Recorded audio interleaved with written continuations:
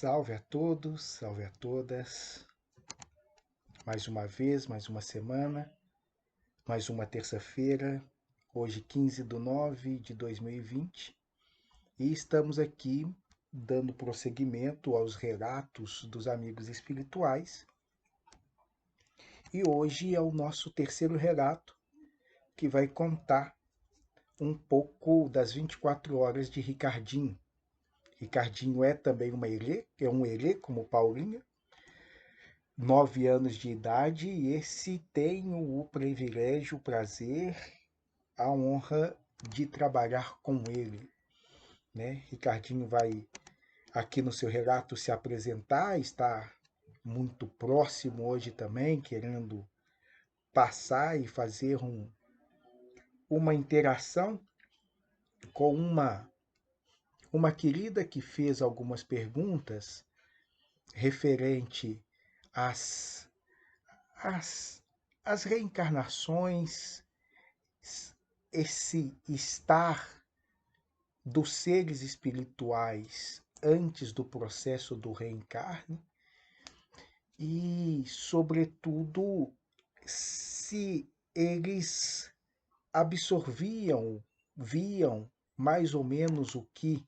estávamos fazendo. A ideia mais ou menos é a seguinte: esses seres acompanham o desenvolvimento material que está acontecendo, e a hora que ela me contava ou conversava sobre isso, não dessa maneira desencontrada como estou trazendo, ela trouxe de uma forma mais estruturada e elaborada, mas o cerne é quase esse. E aí vou interagir com o Ricardinho, porque é muito disso que acontece e ocorre nos processos de reencarnação. Os filhos estudam os pais e estudam essa hereditariedade também. E muito do que eles vêm fazer é nos dar oportunidades de retomarmos a nossa infância. É bonito ver isso. É bonito presenciar e sentir isso, que a gente acaba sendo, ao ser pais dos nossos filhos, nos tornamos também, em muito, educadores das crianças que fomos. Então, ao mesmo tempo que é um processo externo voltado ali para a criação, é um processo intimista, interno, de um trabalho muito laboratorial nosso conosco. Como é que a gente se educaria, como é que a gente se comportaria, como é que a gente se comporta e age em determinadas situações que nos apresentam trazidas por nossos filhos. É mais ou menos uma interação, uma resposta na nossa família. Isso é muito comum. Grande parte dos netos que foram nascendo passaram pela mãe, assim, antes eles iam até a mãe e se apresentavam, diziam que estavam chegando. Esse processo continua e, de uma certa forma, desenvolve, né? E durante as reuniões a gente teve a oportunidade de captar a presença de muito desses seres, de muito desses espíritos que vieram a ser filhos dos nossos companheiros, das nossas companheiras que compõem a reunião. Estava ali fazendo parte dessa egrégora, parte dessa família. Trabalhando nas mais diversas formas, como ajudantes, alguns como entidades, mais diversas formas. Mas isso de fato é um outro papo, um outro assunto para um outro momento. Embora diz respeito a crianças, herês, à educação, que é o mote especial do nosso grupo, dos nossos trabalhos e de grande parte das nossas atividades. Em suma, somos educadores. E, em suma, estamos lidando sempre com essa ferramenta e esse material do educar. O educar o outro e nos educar também. Eu vou começar a fazer a leitura. A leitura, como vocês estão observando, não é total, salto algumas partes, vou pegando alguns trechos. E Ricardinho, eu fui já mais nos relatos, não trouxe todos os relatos, porque quando eu acabei quebrando parte para fazer o entendimento de outra, ficaria meio truncado, embora tenhamos aqui essa possibilidade da palavra, mas deixo, como estou fazendo, a parte escrita para visitação e para leitura direta no blog. O blog é o Universo Filosófico Holos, Fi de filosofia, Holos, filosófico, deve ser .com.br. Não tem muito erro não, o Universo Filosófico é só um, vocês vão chegar lá. Então vamos brincar aqui de fazer um pouco dessa leitura e vamos proseando. Chamo Ricardinho de meu moleque anjo. Vocês vão entender por quê. É a segunda entidade que tive a honra de incorporar. Deveria assinalar como sendo a primeira, porque ele abriu as portas para a recepção de tantas outras, como Paulinha já salientava na semana passada. Por anos acreditei que ele e Paulinha seriam os meus filhos nessa vida. Mas não. Victor e Yasmin já estavam antes na fila. Ricardinho foi meu filho em Machu Picchu, naqueles momentos fatais da história do nosso povo. Foi meu irmão em vários outros momentos em que travamos várias e inúmeras batalhas pelo conhecimento. É um amigo, um irmão de alma, que caminhamos juntos diversas vezes. Em Machu Picchu, ele também fora morto, viu nossa família ser dizimada, nosso povo ser quase extinto. Essa é uma parte que eu pulo, embora seja o mote mesmo, como vocês vão ver, de Ricardinho. Ainda é complicado falar desses momentos. Bom, Paulinha já lhes deu o relato dela. Ricardinho deve falar mais abaixo. O ponto é que esse medo de ter filho, essa negação em ser pai, nunca foi algo racional, algo claro. Falei um pouco disso na semana passada. E aqui dá para ilustrar como é esse trabalho dos herês. Basicamente, a cada incorporação, a cada desdobramento, a cada percepção de que estava perto, eu fui aproximando de outras crianças. Cada criança que vejo vendendo balas, vejo Ricardinho, esse garoto carioca, assassinado aos 9 anos juntamente com a mãe e mais duas irmãs, ambas mais velhas do que ele. Eu fui ficando mais tolerante com a infância. Para mim, ela não tinha nenhum sentido. Reputava e de certa forma ainda reputo um despropósito nascer zerado, um corpo no qual não se tem nenhum controle, que nem falar se consegue. Gente, a infância para mim era uma coisa que, nossa senhora, completamente despropositado você pegar seres que já tinham uma capacidade intelectiva, vou chamar até de moral, embora eu não goste do termo, consciencial para ser mais preciso, e praticamente fazer zerar isso, nasce aí zerado. Aí fica esses adultos bobos mexendo com as crianças, achando que elas não estão entendendo nada, sentindo nada, vendo nada, compreendendo nada. E a gente não tem a capacidade fonética de elaborar os pensamentos e responder, aquilo é terrível. Né? Eu acho que beira amor de Deus. Então, muita gente desiste de nascer porque tem que ser criança. Se a gente já pudesse nascer mais velho, seria melhor. Eu tinha essa impressão até o ano retrasado, vendo um sobrinho, eu virei e falei assim, poxa, esse trem da infância então é importante. Ele consegue fazer um procedimento de repaginação, de reconstrução de si mesmo, acessando o que ele tem de mais bonito, que eu achei muito lindo, muito sensacional. Lembrei um pouco de mim. Lembrei e fui imaginando que deve ser um processo repetido ad infinito. Eu brigo hoje menos com essa tal da infância, embora acho que temos que dotar os corpos para que isso não seja tão penoso.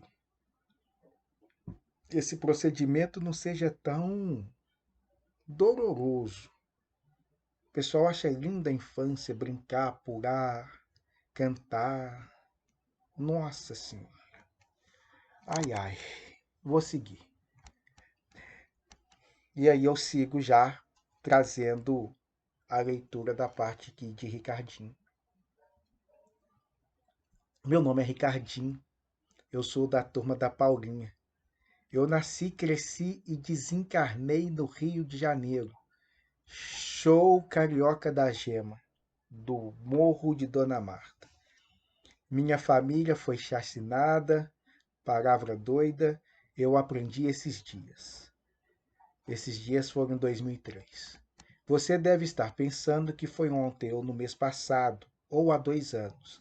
Na verdade, foi há 40 anos atrás. Hoje, 2017, 50 anos atrás. Ele está muito perto. Ele queria ler, queria falar, ele quer, né, quer tudo. Já derrubou água aqui. Tá assim hoje. Mas vamos indo. Tudo mudou. Ele está falando dessa atmosfera psíquica astral do Morro de Dona Marta. E aí ele diz, não só de Dona Marta, onde que ele viveu, como das periferias de modo geral. Tudo mudou. Algumas coisas para melhor, outras para pior. Para descrever as mudanças, temos que falar de política. Esse tem sido um assunto complicado nos últimos tempos, nos quais tudo está dividido entre pretárias e tucanos, mortadelas e coxinhas. Eu desencarnei no Rio de Janeiro devido a uma dívida de jogo do meu pai. Foi talvez uma das primeiras e únicas chacinas da história do Rio naqueles tempos. A vida tinha um valor que nem a falta de palavra de um homem colocava em risco de morte a vida dos seus familiares. A própria sim, mas a dos familiares não. Meu pai não se emendava, já tínhamos pedido charário, caja. Minha mãe teve que se prostituir para pagar a dívida de jogo e nada dava jeito. Até a chacina de nossa família. Nessas desventuras eu desencarnei sem ter comido um pedaço de pão. Não apenas devido às desventuras de meu pai, à passividade de minha mãe, como que no morro faltava materialidade. O morro tinha charme, carisma, malandragem, delícias, solidariedades, companheirismo, mas não tinha pão. O básico faltava. Água, luz, esgoto, arroz e feijão compunham a solidariedade do morro. Hoje o morro tem materialidade. Talvez alguns já tenham apenas isso, faltando a solidariedade, a compaixão, o valor à vida. Eu vou deixar o tio comentar só daqui a pouco. Morei no Rio de Janeiro na década de 50. A violência na periferia é sintomática desde muito. A razão material de a família ter passado por lixo foi a dívida de jogo do meu pai. É a mesma razão hoje em dia em qualquer periferia do Brasil ou do mundo. Este é o trabalho que faço, o de mapeamento de zonas de conflito.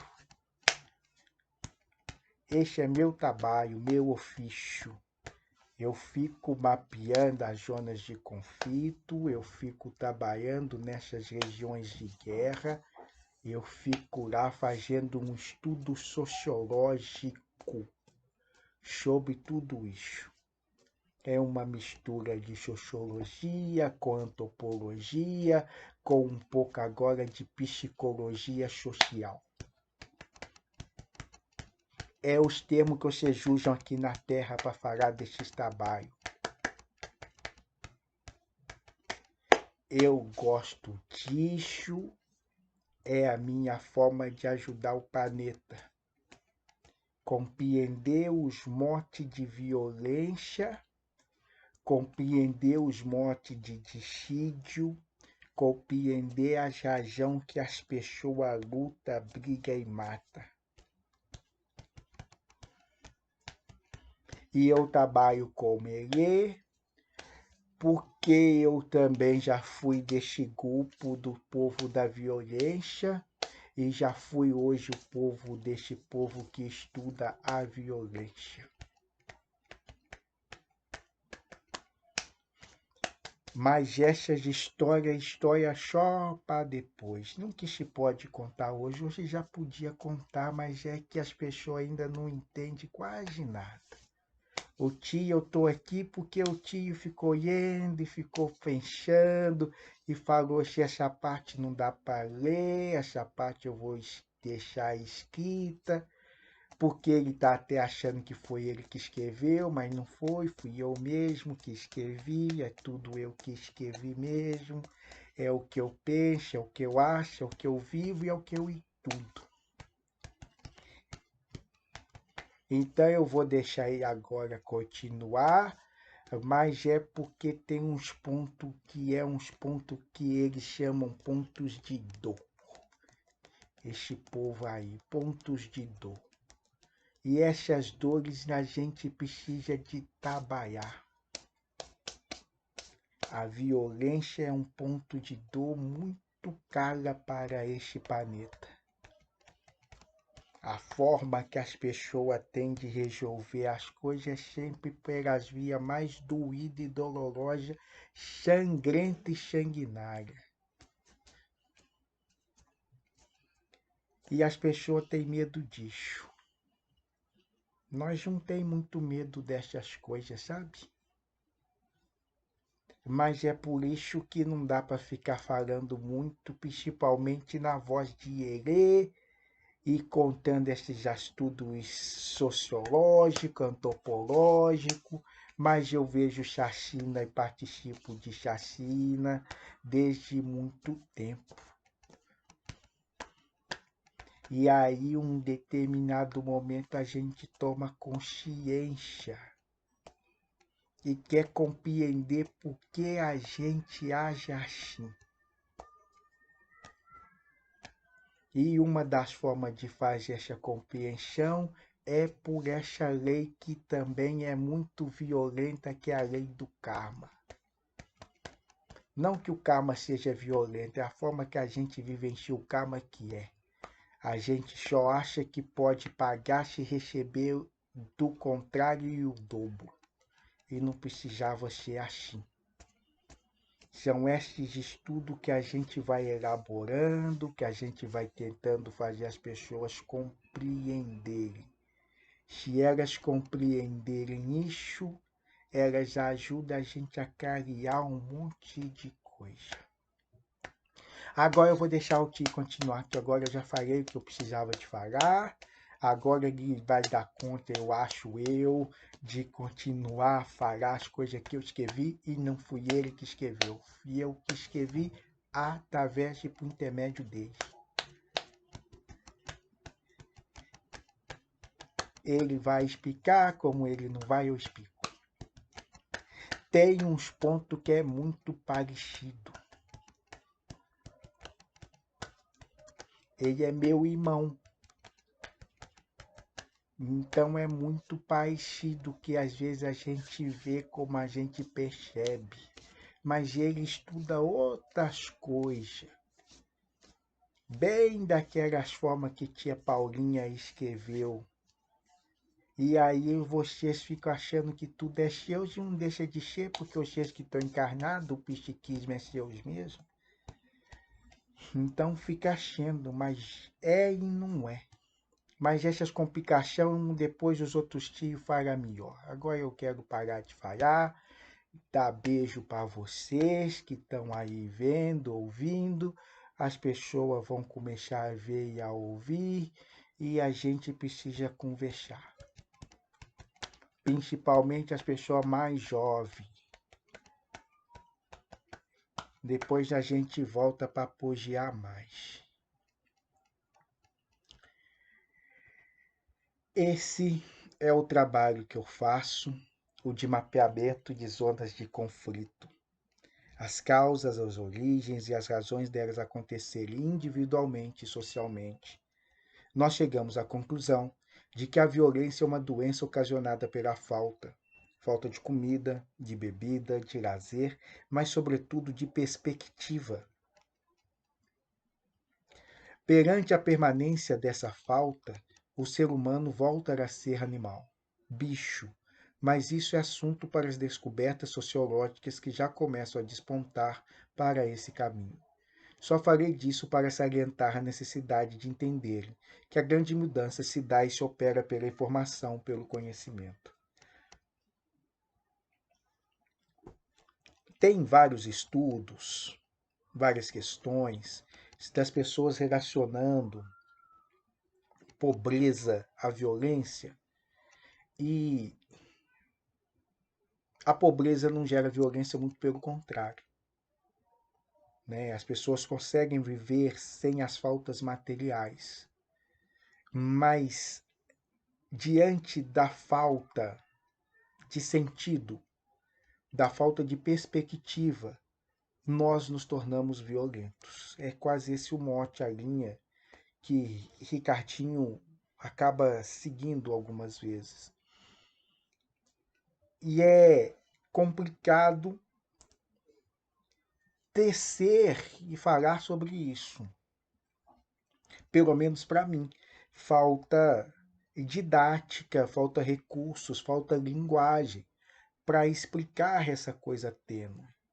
Alguns então interpretam como sendo, então tá vendo, meritocracia. Aí o outro vira e fala assim, tá vendo, mimimi. E nós não estamos falando disso. Os marcadores às vezes acabam se tornando esses, mas nós estamos falando de outras coisas.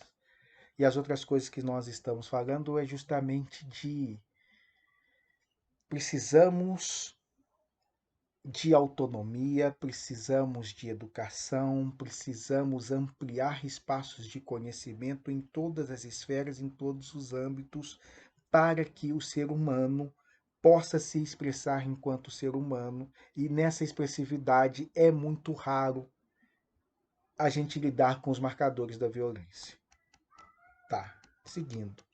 É tudo estranho, porque na década de 50, nos morros, tinham às vezes uma igreja católica e algumas casas de candomblé.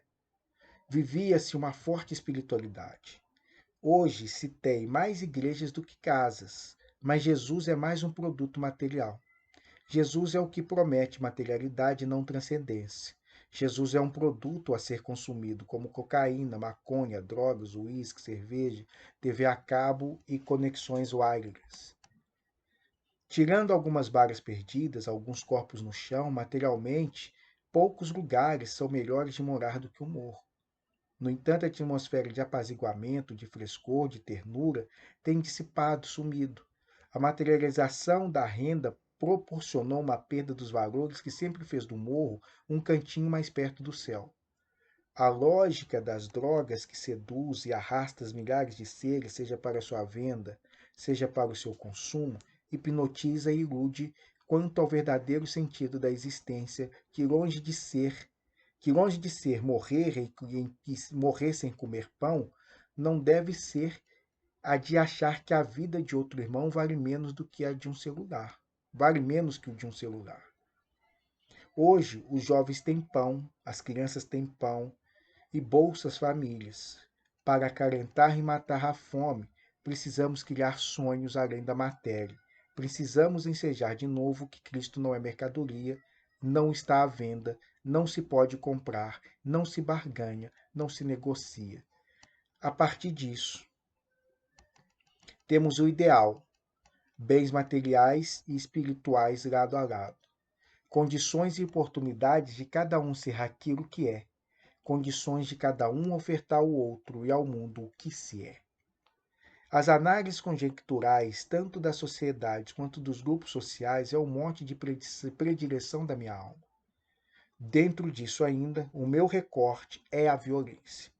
Tenho estudado sobre a violência há séculos nos seus mais diversos nuances, e a violência no século XXI tem um requinte de barbaridade que imobiliza a ação, o fazer, o agir das vítimas. Elas sentem-se culpadas de agredirem de forma violenta, e essa lógica é a violência perfeita. Mahatma Gandhi talvez não fosse possível hoje, e Hitler, com sua campanha de marketing, dominaria, conquistaria o mundo sem precisar guerrear. Seria um popstar, um CEO, capaz dos atos mais bárbaros, sanguinários, legitimados pela lógica nefasta do capital. São análises e discussões como essas e outras que realizamos ao longo das minhas 24 horas. Em 2003, elas tinham como aporte o acompanhamento das reuniões públicas e de estudos realizados por você e seu grupo ao longo da semana. A preparação da supervisão para ampliarmos nossas conexões, meus trabalhos fora da imagem da criança, que é mapear zonas de conflito, zonas de guerra e compreender formas alternativas e não violentas de superação, nem sempre possíveis. O homem é um ser violento e os níveis de violência que têm sido realizados ao longo das décadas acabam por mostrar que a única forma de se provar humano é sendo violento. Uma violência que, como destacamos, tem recebido requintes cada vez mais sutis, mas não retira ou reduz a arbitrariedade, a redução do outro à condição de objeto, a esterilização do sangue, da dor e do sofrimento. Enfim, é uma violência que aprendeu a escamotear a morte, a dor, o grotesco, os aspectos que referiam os instintos mais primitivos e perversos de todos os humanos. Encontrou-se uma forma moderna, contemporânea de ser perverso, diabólico, malvado, ruim e ser premiado, louvado. Isso nos lança diante do contrassenso e da contradição performativa mais emblemática, a saber, diante das violências simbólicas, cometidas nos mais diversos níveis contra os seres, o revidar físico é a única instância de uma prova de humanidade. Se antes a violência era o retorno à barbárie, nesse agora que nos encontramos, no qual a barbárie se faz o pretexto de uma humanidade botox, pacificada, esticada, pacificada. Por trás dessa passividade, impede-se o outro de ter acesso às suas necessidades básicas e fundamentais, como o direito à água, à comida, à medicação natural. O revidar é ato humano, pelo menos é como temos observado.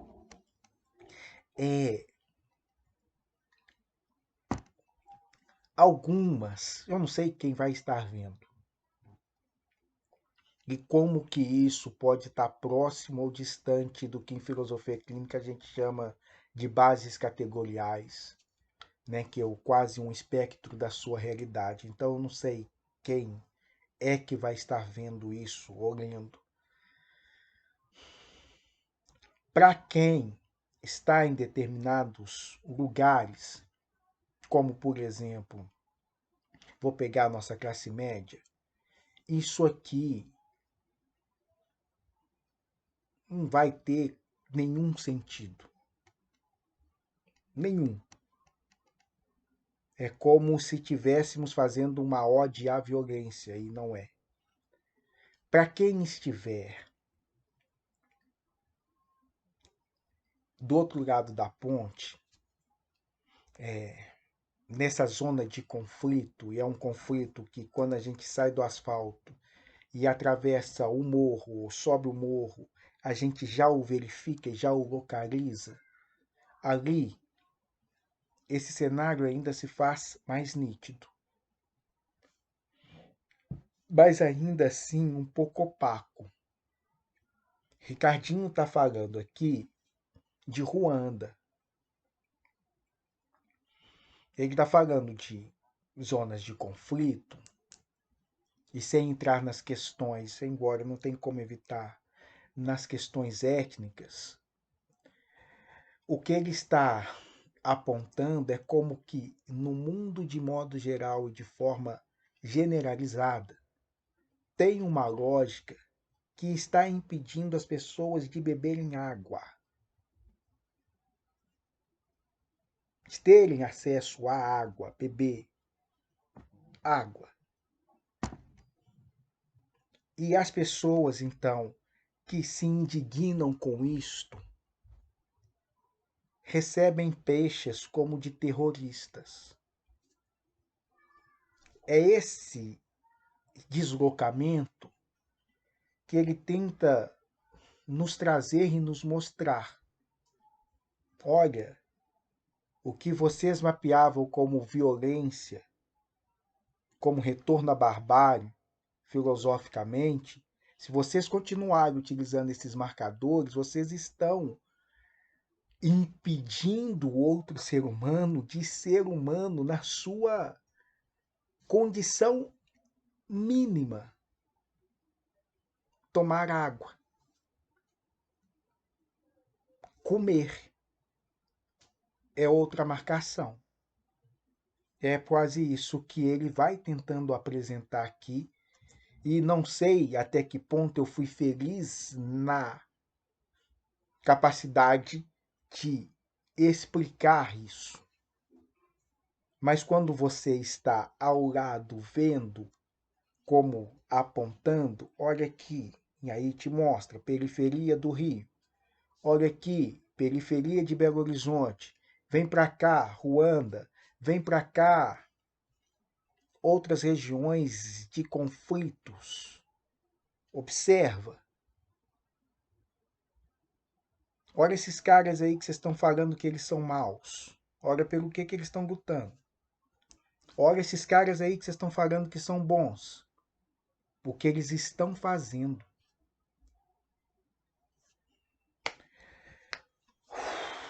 E eles estão lançando a população mundial numa situação de extrema pobreza e miserabilidade. Sem dar um tiro. Às vezes armando as pessoas para que elas se matem, mas todos muito confortáveis e ares condicionados, ganhando com a morte. É disso que nós estamos falando, dessa coisa mais sanguinária, enquanto veia arterial jorrando, e dessa coisa mais sutil, high-tech, de promover isso por aplicação em cliques de Facebook.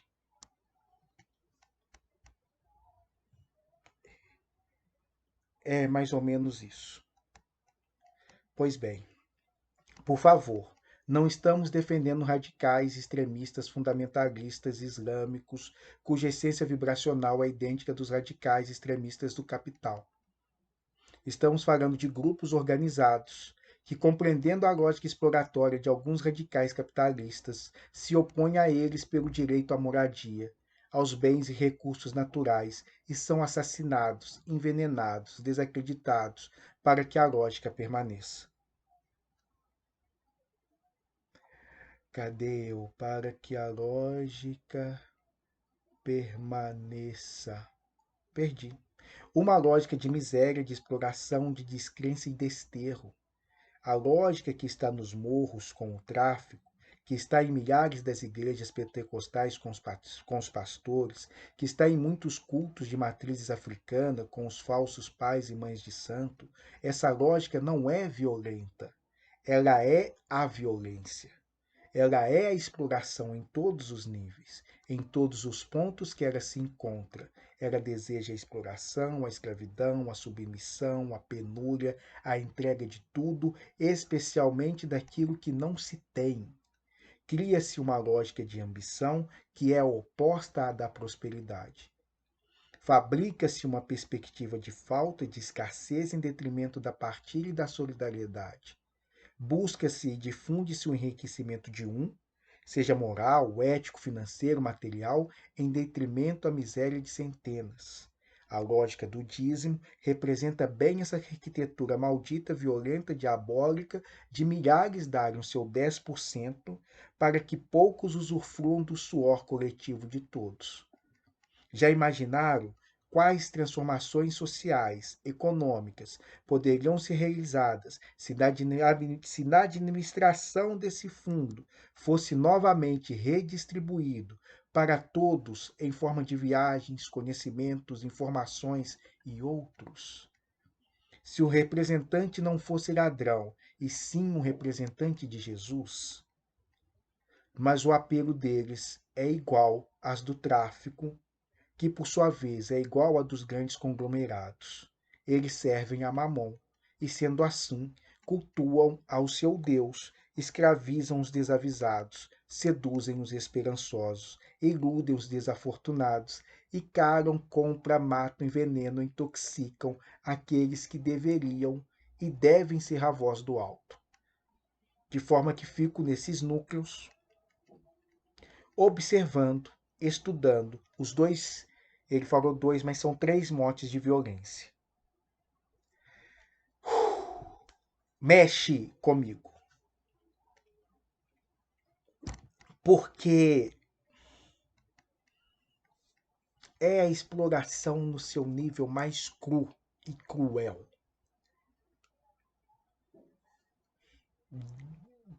Destituída de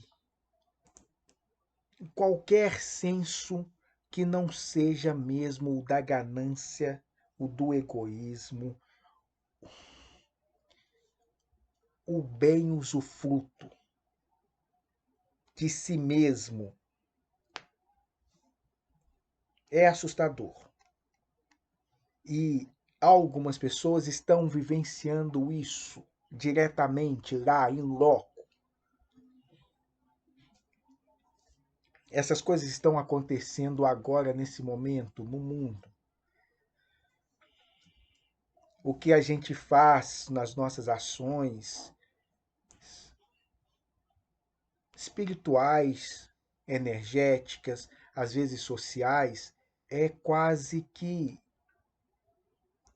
passar metiolate na fratura exposta. Tem realidades duríssimas acontecendo. E a gente, já que não está diretamente envolvido, podemos indiretamente não endossar esta lógica. Não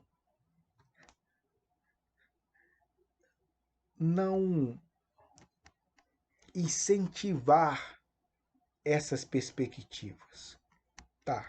Aí ele vai falar então dos estudos dos motes de violência que ele tem trabalhado. Primeiro, a simbólica, organizada e planejada por alguns poucos, capazes das mais diversas e sofisticadas formas de manipulação, mediante estratégias midiáticas que vão desde mensagens subliminares em filmes, revistas, sites, até mesmo a transferência de propagandas, discursos e capital para alimentar a visão distorcida de e perversa de poucos. Esse aí, eu acho que a gente tem um amplo material, a gente tem discutido, a gente tem visto, está cada vez mais estampado, cada vez mais perceptível, embora eles estejam avançando muito também. Mas, de todo modo, eles já são figurinhas carimbadas. Nossa, conhecemos esse povo todo aí. Segunda, a violência no seu substrato físico. Sangrento, sanguinário, que é que vos chega pela mídia sem mostrar o que se esconde por detrás desse botox, dessa prática social de se esticar o tecido social e escolher os pontos nos quais ele se rasga.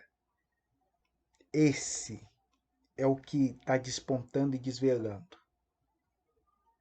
A gente sempre os viu Na verdade, está tendo um entrelaçamento de quase tudo isso, um engalfinhamento dessas forças, dessas áreas, dessas tensões, e está ficando muito claro observá-los, percebê-los. Mas ainda, de modo geral, o que a gente observa é só esse mote. A gente percebe violência única e exclusivamente quando derrama sangue. Ah, derramou sangue é violenta, beliscou é violência. As opressões, os simbolismos que se movimentam para que essas ações se desencadeiem, às vezes a gente não está colocando atenção suficiente. Bom tempo, né? Terceira, e servem como interseção entre esses dois planos, é o que temos estudado e desenvolvido desde 2015, é o substrato sexual, as dimensões de prazer, controle e sexualidade que regulam as duas esferas e as duas práticas. Mapear esses conflitos, essas violências, é o que tenho realizado. Trocamos essas informações com sociólogos, cientistas políticos que fazem análise de conjecturas com essa precisão. A maioria ainda sem interligar os eixos, cada um sob um enfoque, mas está chegando uma geração que que não vai mais desassociar a violência física como respostas a demandas simbólicas, que por sua vez abre as camadas para o universo intersubjetivo das pessoas. Juro que vocês entenderão isso, porque as ações de provocação simbólicas são realizadas sabendo quais os tipos de seres psiquicamente irão se opor e com isso serem mapeados para os mais diversos fins. Isso já está sendo feito por organizações que cooptam lideranças antes delas se saberem líderes. Eu não vou falar o nome das pessoas, né? Foi aqui agora, mas não vou falar mais. Diversas instituições já têm utilizado esse material que eu digo dessa forma. A gente teve aí mais recentemente, né, o tal do Cambridge Analytics, que desvelou de como que Facebook e diversas outras instituições, corporações, não sei nem o nome dessas coisas, empresas, conseguem mapear nossos desejos antes mesmo de saber que os temos?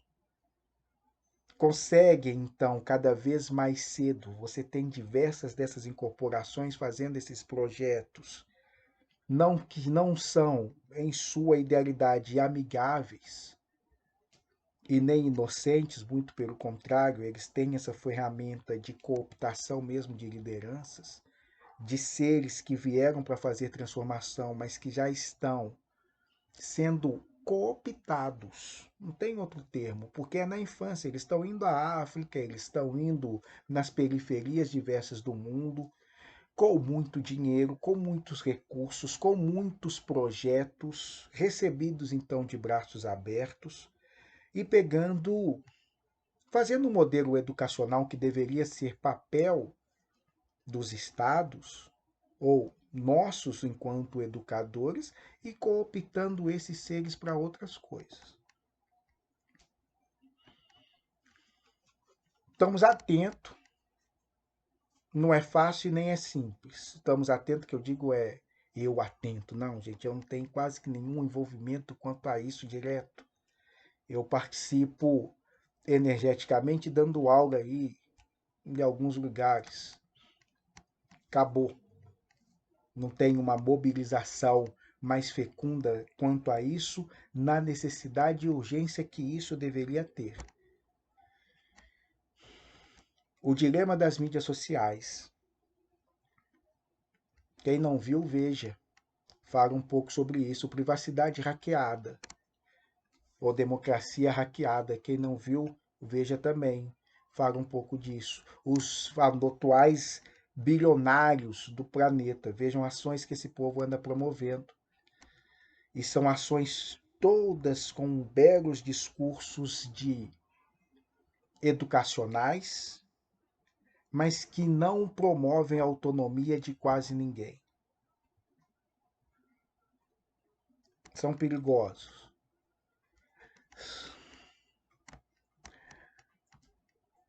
Muitos de nós temos nascidos para enfrentar esses outros conflitos de frente.